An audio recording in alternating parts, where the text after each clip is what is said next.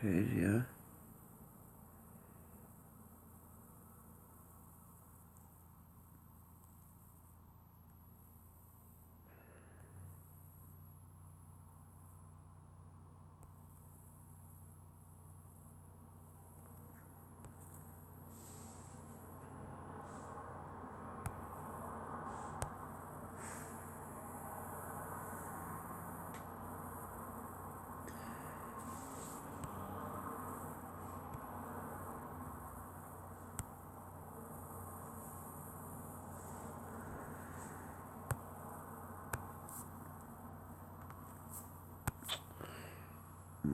Cheers.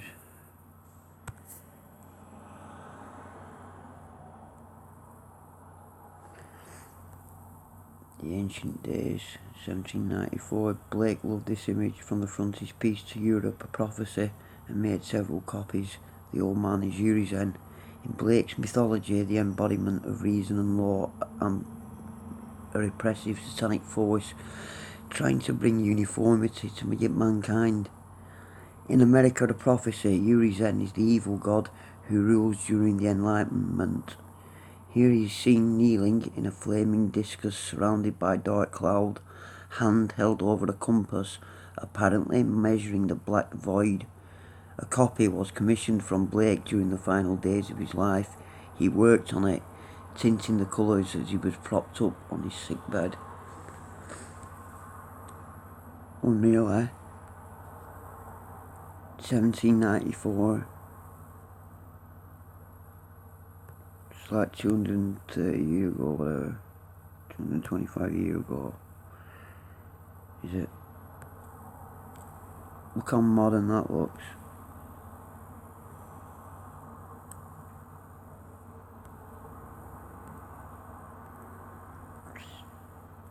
The man's imagination and mind and capacity for not, it just must have been huge on a whole different level.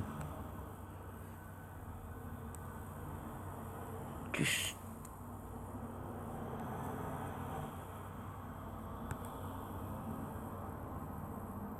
there's a lot more like hidden in there than what we not knowing. There's a lot of esoteric messages in there. Adam naming the beasts, 1810. A youthful Adam who closely resembles portraits of the curly-haired young Blake names the beasts after the fall. The serpent is entwined in surprisingly friendly fashion around Adam's left arm. He stares out as if deep in thought. The animals behind him graze in a pastoral landscape as if still unscathed by man's transgression in the Garden of Eden. Above Adam's head, an acorn indicates winter, but in Blake's mythology, the oak is also the druidical tree on which Christ was crucified. The fall of man, the serpent, Adam and Eve are central to Blake's vision. This tempera on wood painting is in Pollock House, Glasgow.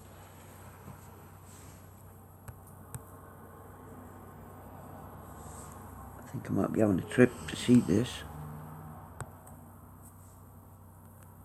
Very feminine.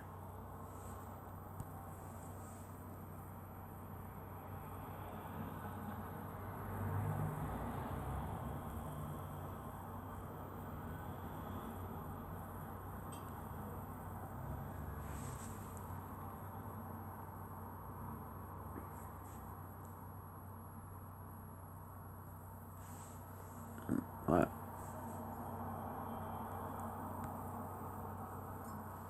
Eyes are sort of then.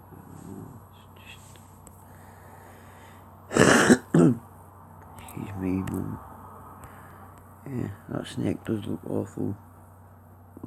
Cosy there, doesn't it? And it is like a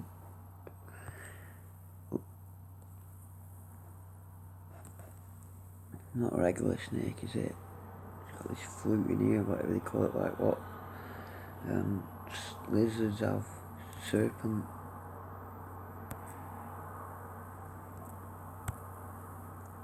Newton, 1795, 1805, so he worked on that for 10 years. That was the one we looked at earlier. I think that's brilliant. Art is the tree of life, science is the tree of death. The visionary Blake wrote, he condemned the scientific trio of Isaac Newton, John Locke and Francis Bacon as sterile and materialistic. Here Newton, the idea rather than a portrait, sits on a rock covered in algae, making calculations with a compass. Like Urizen in Ancient of Days, he might be at the bottom of the sea, or perhaps in a black hole. Now in the tape, the picture is one of a dozen of Blake's large colour prints. Eduardo Palazzi's vast 1995 bronze sculpture, inspired by Blake, stands in front of the British Library, visible from Euston Road. That's curious, though. A rock covered in algae, because it might be at the bottom of the sea.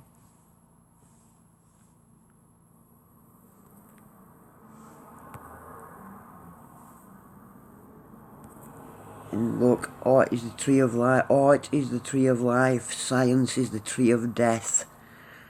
The visionary Blake wrote, he condemned the scientific trio, Newton, John Locke and Francis Bacon. And now with what we know about Isaac Newton and Francis Bacon, I don't know so much about John Locke. I have heard of him, but I don't know too much about him. But we'll take a look in a minute, eh? And there's that one we was looking at, that's Satan. Satan, who looks like a man tortured in hell with gagging mouth and rolling eyes, is an undated engraving after Henry Fuseli.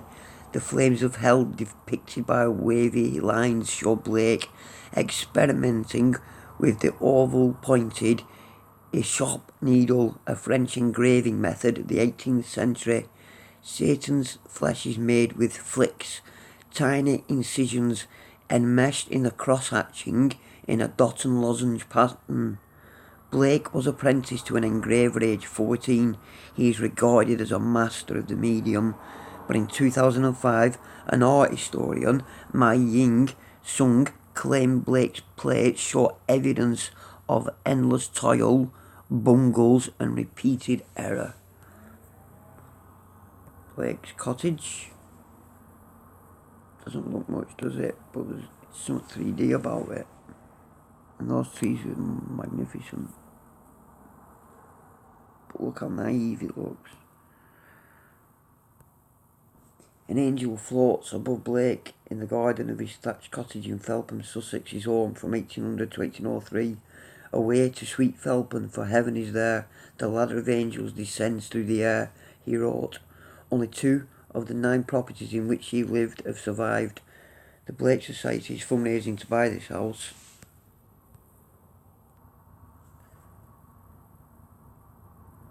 Where he's reputed to have sat naked in the garden reading Paradise Lost to his wife. Among campaigners is the novelist Philip Pullman, who names Blake as a key influence on his dark materials. 520 grand has to be found by 28th November. The Ghost of a Flea, circa 1819 to 1820. The Ghost of a Flea.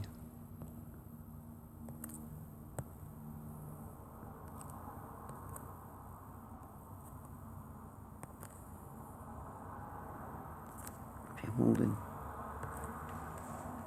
Obsessed with the supernatural, Blake claimed to have seen visions daily since boyhood. He and his astrologer friend, John Varley, used to try and summon spirits. This monstrous creature appeared to Blake in a seance, stating that all fleas were inhabited by the souls of men who were, by nature, bloodthirsty to excess. The scaly vampire man-creature is salivating over a cup for blood drinking. The curtains between which he stands are drama, painted in Blake's own special tempera method, mixed with gold leaf on wood. It measures only 214 by 162 millimeters. The art world of Blake's day assumed he was mad.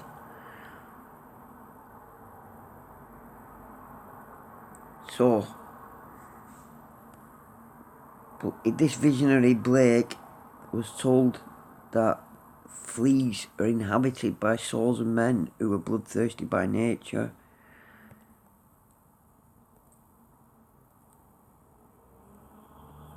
The art world of Blake's day assumed he was mad. Look at it. Can you imagine when they presented that to them back then?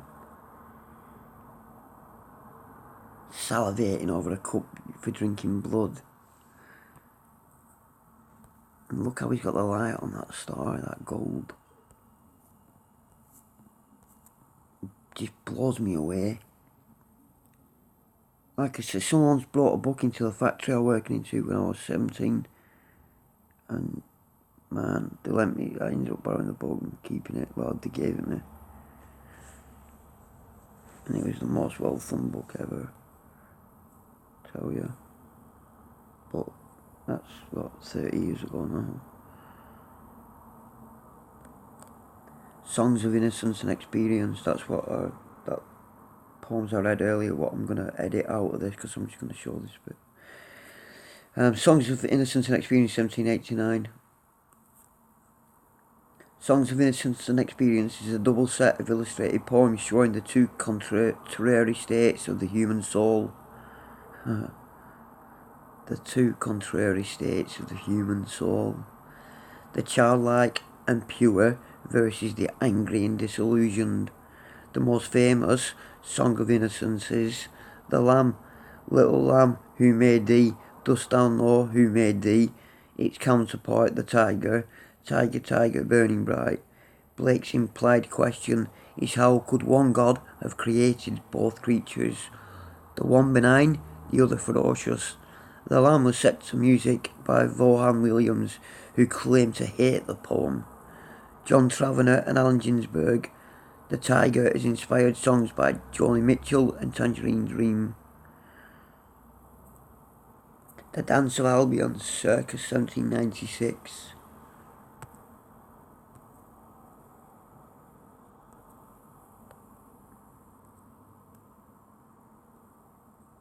Just love how he gets them fucking sun rays.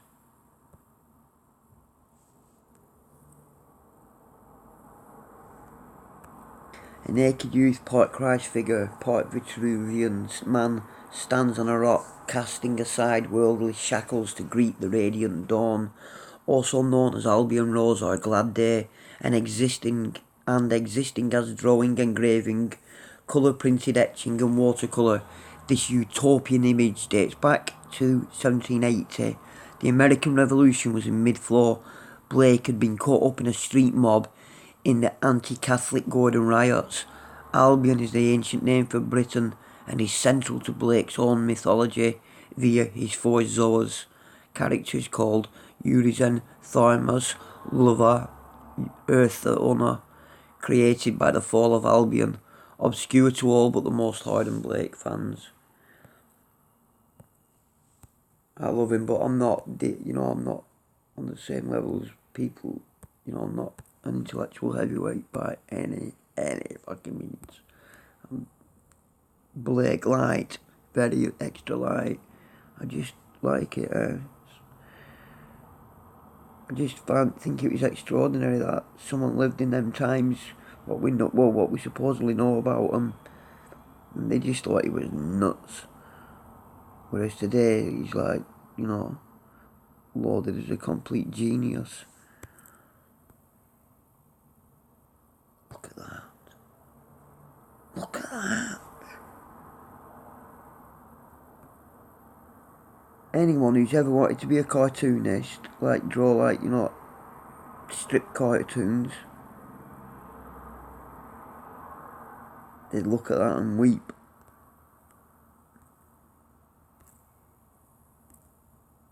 The poem that opens and did those feats in ancient time appeared in the preface to Blake's epic poem Milton.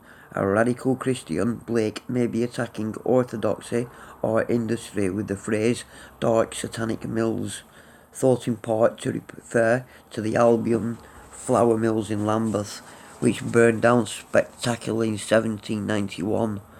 Of the countless references in popular culture, the film Chariots of Fire wins for having borrowed it. as its title, the poem's most uplifting phrase. Jerusalem is also Blake's last prophetic book. On its frontispiece, a figure carrying a mysterious orb invites us through a door, as if into the poem or toward death itself.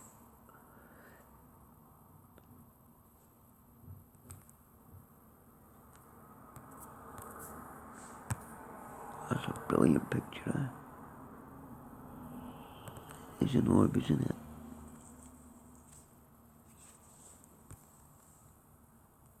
Okay, well, enjoyed looking at these pictures and words by a man from 230 years ago who had an extraordinary mind and an extraordinary talent.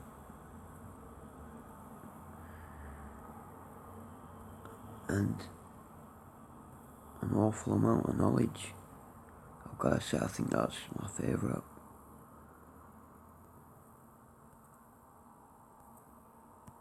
Out of these 10, that one and that one. And in a way, they both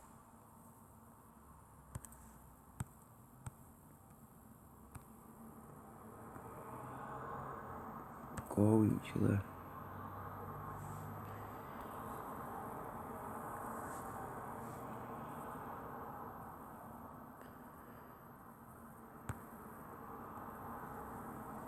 Look, art is the tree of life, science is the tree of death. The visionary Blake wrote. He condemned the scientific trio of Newton, Locke and Francis Bacon. Wow.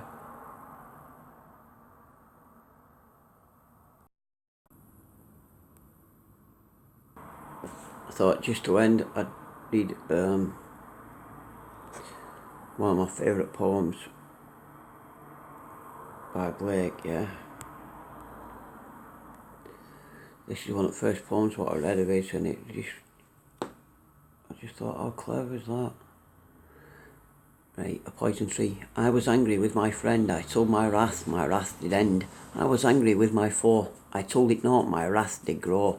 And I watered it in fears, night and morning with my tears. And I sunned it with smiles and with soft deceitful wiles. And it grew both night and day, till it bore an apple bright. And my foe beheld it shine, and he knew that it was mine. And into my garden stole, when the night had veiled the pole, in the morning glad I see my foe outstretched beneath the tree. I love it. And then this one, infant sorrow, right? My mother groaned, my father wept, into the dangerous world I leapt, helpless, naked, piping loud, like a fiend hid in a cloud, struggling in my father's hands, striving against my swaddling bands. Bound and weary, I thought best to suck upon my mother's breast. Just brilliant. I could go on reading them all day, but they're all there anyway. Gutenberg Press. You can get a lot. Just the one, it's pretty well known for. Tiger, tiger, burning bright in the forests of the night. What immortal hand or eye could frame thy fearful symmetry? Goodbye, all. Take care. That's William Blake, anyway. I hope this vlog was a bit more better than my amateur one last night. Bye, all. Take care. Thanks for watching if you made it this far.